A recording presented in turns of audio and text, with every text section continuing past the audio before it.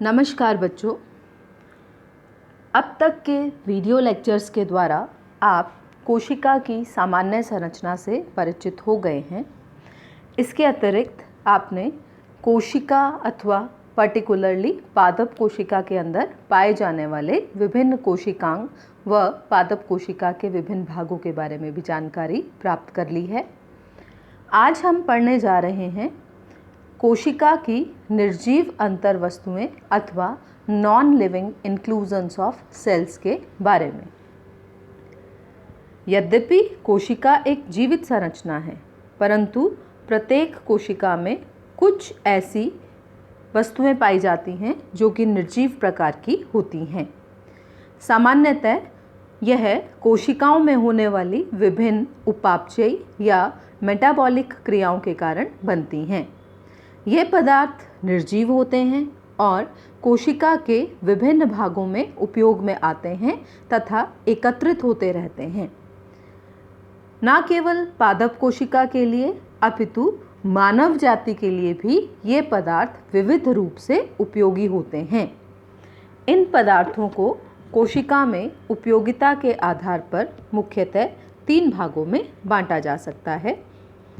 पहले प्रकार के पदार्थ हैं संचित पदार्थ अथवा रिजर्व्ड मटेरियल। दूसरे प्रकार के पदार्थ हैं स्त्रावक पदार्थ अथवा सिक्रीटरी मटेरियल्स।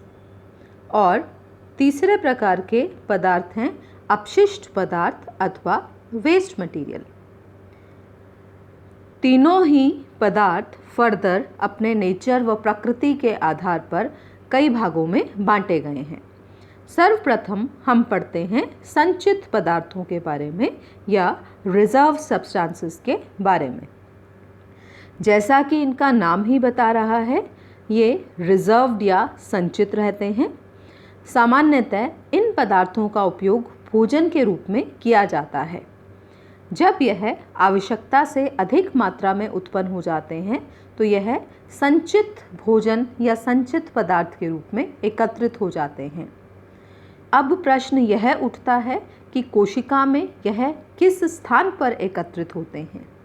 तो ध्यान रखिए, इनमें से बहुत से पदार्थ घोल के रूप में सेल सैप में पाए जाते हैं अथवा ये ठोस रूप में प्रोटोप्लाज्म में एकत्रित पाए जाते हैं।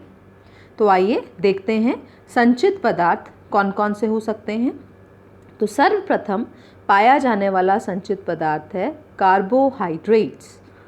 जैसा कि इनका नाम ही बता रहा है, यह कार्बन, हाइड्रोजन तथा ऑक्सीजन से बने होते हैं। सामान्यतः इनका रासायनिक सूत्र CnH2ON होता है। ये पदार्थ जल में घुलनशील व अघुलनशील दोनों ही प्रकार के हो सकते हैं। तो कार्बोहाइड्रेट्स के उदाहरण हैं शर्कराएं। यह घुलनशील कार्बोहाइड्रेट्स होते हैं। यह सेल सैप में घुली हुई अवस्था में मिलते हैं। तो शर्कराओं के उदाहरण आप जानते ही हैं, ग्लूकोज, फ्रक्टोज तथा सुक्रोज। पौधे प्रकाश संश्लेषण के द्वारा ग्लूकोज का निर्माण करते हैं और यही ग्लूकोज स्टोरेज के लिए बाद में अन्य प्रकार के पदार्थों में बदला जाता है। शर्करा के पश्चात अगला भाग है इंसुलिन।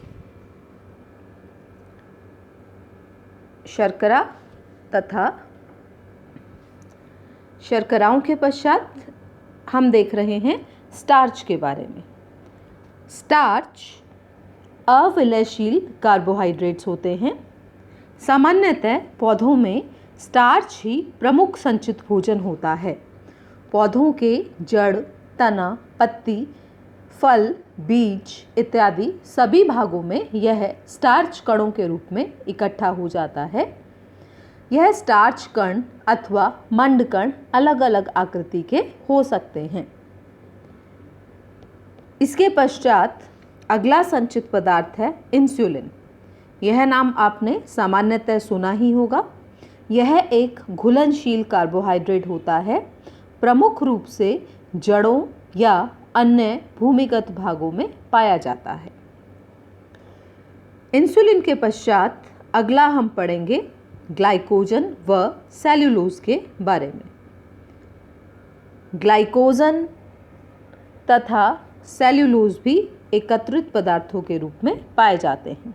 सेल्यूलोज जल में इनसॉल्यूबल या अघुलनशील होते हैं। कुछ पौधों में यह हेमीसेल्यूलोज के रूप में भी पाया जाता है। पौधों में हेमीसेल्यूलोज का प्रयोग बीज के अंकुरण के समय होता है। इस पदार्थ से बिलियर्ड की गेंदें भी बनाई जाती हैं। ग्लाइकोजन, इसे एनिमल स्टार्च के नाम से भी जाना जाता है क्योंकि यह जंतुओं में प्रमुख रूप से पाया जाता है। हालांकि पौधों में यह कवकों में ही मिलता है, यह जल में अघुलनशील होता है। तो इस प्रकार आपने देखा कि कार्बोहाइड्रेट्स शुगर्स के रूप में, स्टार्च के रूप में, इंसुलिन के रूप में, ग्लाइकोजन के रूप में अथवा सेल्यूलोज के रूप में पाए जा सकते हैं। इसके पश्चात संचित पदार्थों की कड़ी में अगला पदार्थ है प्रोटीन। प्रोटीन के साथ साथ अन्य नाइट्रोजनी पदार्थों को भी इसमें सम्मिलित किया गया है। इन पदार्थों में कार्बन, हाइड्रोजन, ऑक्सीजन, नाइट्रोजन व इनके साथ साथ गंधक व फास्फोरस इत्यादि भी उपस्थित हो सकते हैं। प्रोटीन्स अत्यंत जटिल यौगिक होते हैं जो कि अमीनो एसिड्स से मिलकर बने होते हैं। ये संचित रूप में पाए जाते हैं तथा इनका उदाहरण है एल्यूरोन ग्रेन्स अथवा एल्यूरोन कण, जो कि मक्का एवं गेहूं के बीज कवचों में पाए जाते हैं। प्रत्येक एल्यूरोन कण एक ठोस अंडाकार संरचना होती है। इसके पश्चात तीसरे प्रकार का संचित पदार्थ है वसा अथवा फैट्स। यह पदार्थ कार्बन, हाइड्रोजन व ऑक्सीजन के यौगिक होते हैं। वसा पौधों में तेल के रूप में पाई जाती है। यह जल में अघुलनशील पर ईथर, पेट्रोल, क्लोरोफॉर्म इत्यादि में घुलनशील पाई जाती है। सामान्य ताप पर वसाएं ठोस होती हैं, अतः इन्हें फैट के नाम से जाना जाता है। लिक्विड होने पर इनको ऑयल के नाम से जाना जाता है। तो इस प्रकार आपने देखा संचित पदार्थ तीन प्रकार के हैं, कार्बोहाइड्रेट्स, प्रोटीन्स, वसा, और प्रत्येक को उसकी प्रकृति के आधार पर आगे विभिन्न भागों में बांटा गया है। इसके पश्चात हम आते हैं अपनी द्वितीय कैटेगरी पर, जिसे स्त्रावक पदार्थ या सिक्रीटरी सब्सटेंसेस के रूप में जाना जाता है। क्या हैं ये सिक्रीटरी सब्सटेंसेस? पौधों की कोशिकाओं में विभिन्न क्रियाओं के फलस्वरूप विशेष प्रकार के पदार्थ बनते हैं, जिन्हें स्त्रावक पदार्थ अथवा सिक्रीटरी सब्सटेंसेस के नाम से जाना जाता है। पुनः ये सिक्रीटरी सब्सटेंसेस कई प्रकार के हो सकते हैं, जैसे कि एंजाइम्स। आप सभी एंजाइम्स शब्द से परिचित हैं। सभी प्रकार की रासायनिक क्रियाएं जो कोशिकाओं में होती है, इन्हीं एंजाइम्स की उपस्थिति के कारण सरलता से तथा स्पीडली होती हैं। विभिन्न कोशिकाएं अपनी आवश्यकता के अनुसार लगातार एंजाइम्स का निर्माण करती रहती हैं। दूसरे प्रकार के सिक्रीटरी पदार्थ हैं हार्मोन्स, ऑक्सिन्स और विटामिन्स इत्यादि। आप सभी जानते हैं कि कोशिकाओं की वृद्धि के लिए ये पदार्थ कितने आवश्यक हैं। ये विशेष प्रकार के स्रावक पदार्थ होते हैं, कोशिकाओं में ही बनते हैं और कोशिकाओं की सही वृद्धि, विभाजन और रूपांतरण आदि में सहायक होते हैं। ऑक्सिन अथवा इंडोल एसिटिक एसिड प्राय सभी पौधों में पाया जाता है और वृद्धि को प्रेरित करता है। पौधों में बायोटिन नामक विटामिन भी मिलता है। तीसरे प्रकार के सिक्रीटरी सब्सटेंसेस हैं वर्णक अथवा पिगमेंट्स। इन्हीं पिगमेंट्स या वर्णकों के कारण ही पौधे के विभिन्न भागों में विभिन्न रंग दिखाई देते हैं। इनमें से क्लोरोफिल सहित अधिकतर वर्णक प्लास्टिड्स पर ही पाए जाते हैं। क्लोरोफिल के अतिरिक्त एंथोसाइनिन पौधों के विभिन्न भागों की कोशिकाओं में घुलनशील अवस्था में पाया जाता है और वैक्यूल में उपस्थित रहता है। इसी एंथोसाइनिन के कारण आपको रंग बिरंगे पुष्पों की पंखुड़ियाँ नज़र आती हैं या रंगीन पंखुड़ियाँ नज़र आती हैं। अगला सिक्रेटरी पदार्थ है नेक्टर या मकरंद। कुछ पौधों की कोशिकाओं के द्वारा एक मीठा तरल पदार्थ स्रावित किया जाता है जो कि मुख्य रूप से ग्रंथियों के रूप में पुष्पों या उसके आसपास एकत्रित होता रहता है। इसे नेक्टर कहा जाता है। यह पदार्थ इंसेक्ट पॉलिनेशन के लिए इंसेक्ट्स को पुष्पों की तरफ आकर्षित करने का कार्य करता है। कीट अथवा इंसेक्ट्स भोजन के रूप में भी इसको प्राप्त करते हैं और साथ ही भोजन पाने की प्रक्रिया के दौरान परागण भी कर जाते हैं, जैसे कि गुलाब के फूल इत्यादि में यह मकरंद देखने को मिलता है। अगले प्रकार के स्रावी पदार्थ हैं रक्षक पदार्थ अथवा protective materials. Cellulose, lignin, suberin, cutin ये सभी पदार्थ कोशिकाओं के द्वारा स्रावित किए जाते हैं जो कोशिकाओं के ऊपर ही परत का निर्माण कर लेते हैं और कोशिकाओं की रक्षा व पैरासाइट्स या परजीवियों से इनकी सुरक्षा का कार्य करते हैं।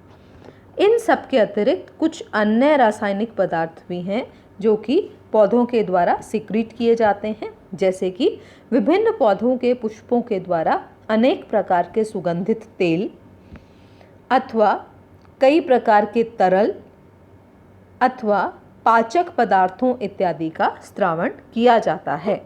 तो ये थे सिक्रीटरी मटेरियल्स या स्रावक पदार्थ जो कि प्रकृति के अनुसार कई प्रकार के हो सकते हैं।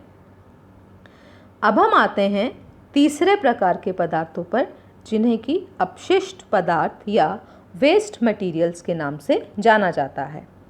वेस्ट मटेरियल इन्हें क्यों कहा जाता है? क्योंकि मेटाबॉलिक क्रियाओं में कुछ ऐसे पदार्थ बनते हैं जो पौधे के स्वयं के लिए या कोशिका के द्वारा किसी भी उपयोग में नहीं आते हैं। सामान्यतः पौधों में ऐसा कोई सिस्टम नहीं पाया जाता जिसके द्वारा यह यूजलेस या हार्मफुल पदार्थों को पौधों से बाहर निकाल सके। अतः ऐसे पदार्थ कोशिका में ही एकत्रित होते रहते हैं, जैसे कि वृक्षों की छाल, डेड वुड, पुरानी पत्तियां इत्यादि। हालांकि इन पदार्थों का कोशिका के लिए या पौधे के लिए कोई उपयोग नहीं होता, परंतु मानव के लिए ये पदार्थ अत्यंत महत्वपूर्ण होते हैं। ये अपशिष्ट प्रमुख रूप से नाइट्रोजिनस प्रकार के होते हैं या ये नॉन नाइट्रोजिनस प्रकार के होते हैं। दोनों ही प्रकार के उदाहरण हम देखेंगे।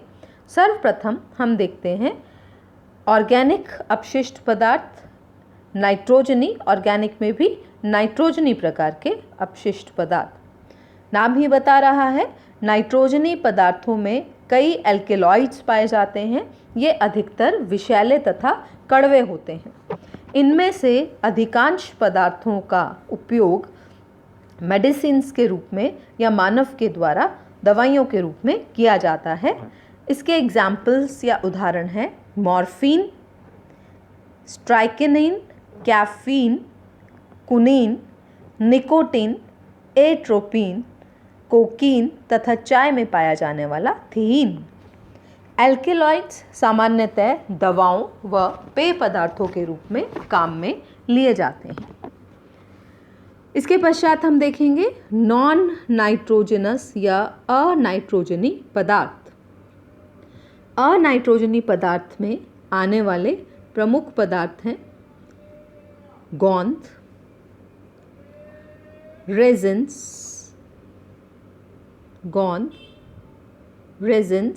टैनिन्स, लेटेक्स, एसेंशियल ऑयल्स व विभिन्न प्रकार के कार्बनिक एसिड्स। तो इस प्रकार ये सभी पदार्थ अनाइट्रोजनी होते हैं। टैनिन चाय की पत्तियों में उपस्थित होता है। रेजिन पाइनस की रेजिन कैनाल्स में पाया जाता है। इस पदार्थ को पेंट आदि में उपयोग में करते हैं। गोंद, नीम, बबूल, कीकर आदि के वृक्षों में पाया जाता है। इसके अतिरिक्त अकेसिया सेनेगल से हमें अच्छे प्रकार का गोंद प्राप्त होता है। लेटेक्स अथवा रबर क्षीर यह विशेष प्रकार का सफ़ेद या पीले रंग का दूधिया पदार्थ होता है जो कि कैलाट्रोपस, यूफोर्बिया आदि में पाया जाता है। इसके अलावा अनेक प्रकार के एसेंशियल वाष्पशील या वॉलेटाइल ऑयल्स हमें पौधों से प्राप्त होते हैं। ये पौधों में विशेष प्रकार की ऑयल ग्लैंड्स में बनते हैं, जैसे कि नींबू व नारंगी, गुलाब, रात की रानी, यूकेलिप्टस, तुलसी आदि में तेल ग्रंथियां पाई जाती हैं जिनसे सुगंधित तेल प्राप्त होते हैं। इन सुगंधित तेलों का व्यापारिक महत्व व व्यावसायिक महत्व भी होता है। अनेक प्रकार के परफ्यूम्स व इत्र इनके द्वारा बनाए जाते हैं। विभिन्न प्रकार के कार्बनिक अम्ल जैसे कि formic acid, tartaric acid, citric acid, ये सभी भी हमें पादपों से ही प्राप्त होते हैं जो कि विभिन्न कार्यों में काम में लिए जाते हैं।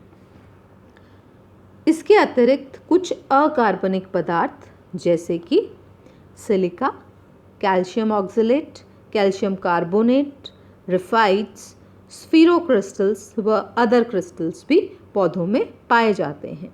यह पदार्थ कोशिकाओं की रिक्तिकाओं या कोशिका भित्तियों पर जमा हो जाते हैं, जैसे कि सिलिका इक्विसेटम या घास कुल की पत्तियों पर जमा हो जाती है। कैल्शियम कार्बोनेट मुख्यतः बरगद की पत्तियों की बाह्य त्वचा में क्रिस्टल या अंगूर के गुच्छों के रूप में मिलते हैं और अंगूरों के गुच्छों की तरह की इस संरचना को सिस्टोलिथ नाम दिया जाता है। इसका डायग्राम भी आगे आप देखेंगे। कैल्शियम ऑक्सलेट रिफाइट्स के रूप में, स्फीरो क्रिस्टल्स के रूप में अथवा अन्य प्रकार के क्रिस्टल्स के रूप में देखने को मिलते हैं। आइए देखते हैं आगे। इन पदार्थों के बारे में हम पढ़ चुके हैं। इसके पश्चात ये कुछ चित्र हैं जो कि इन पदार्थों के बारे में आपको बता रहे हैं, जैसे कि स्टार्च ग्रेन्स। यहाँ आप देख सकते हैं कि किस प्रकार एक सेंटर या हाइलम पाया जाता है और इस हाइलम के चारों तरफ कंसेंट्रिक या सकेंद्रीय रूप से स्टार्च ग्रैन्यूल्स इकट्ठे होते रहते हैं। यह आप आलू में व प्याज में पाए जाने वाले स्टार्च ग्रेन्स को देख रहे हैं। इसके पश्चात नेक्स्ट डायग्राम में आप देख सकते हैं कि किस प्रकार से आपको अलग अलग प्रकार के स्टार्च ग्रैन्यूल्स नज़र आ रहे हैं। एल्यूरोन लेयर, एल्यूरोन प्रोटीन पदार्थ हम देख चुके हैं। यह गेहूं में आपको एल्यूरोन लेयर नज़र आ रही है। एल्यूरोन कण इसमें स्थित होते हैं। इसके पश्चात आप देख रहे हैं कि किस प्रकार अंगूर के गुच्छे के समान सिस्टोलिथ आपको नज़र आ रहा है। बरगद की पत्तियों में यह पाया जाता है और कैल्शियम कार्बोनेट के क्रिस्टल्स यहाँ पर उपस्थित होते हैं। और ये देख रहे हैं आप विभिन्न प्रकार के क्रिस्टल्स जिसमें आपको रिफाइट्स नज़र आ रहे हैं। यह पिस्टिया में अथवा अरबी में देखने को मिलता है। इसके पश्चात नेक्स्ट आप देख रहे हैं रिफाइट्स आप देख पा रहे हैं यहाँ पर, और साथ ही आप स्फीरो क्रिस्टल्स के बारे में पढ़ पा रहे हैं, देख पा रहे हैं, और यहीं पर आपको अन्य प्रकार के क्रिस्टल्स भी नज़र आ रहे हैं। तो विभिन्न प्रकार के क्रिस्टल्स पौधों में पाए जाते हैं जो कि कैल्शियम ऑक्सलेट के बने होते हैं। तो इस प्रकार ये सभी निर्जीव पदार्थ, निष्क्रिय पदार्थ पौधों में पाए जाते हैं। कुछ पदार्थ पौधे के स्वयं के उपयोग के होते हैं और कुछ पदार्थों का उपयोग मानव के लिए किया जाता है। तो ये सभी संयुक्त रूप से कोशिका की निर्जीव अंतर्वस्तुएं या सेल इंक्लूजन्स का निर्माण करते हैं। धन्यवाद।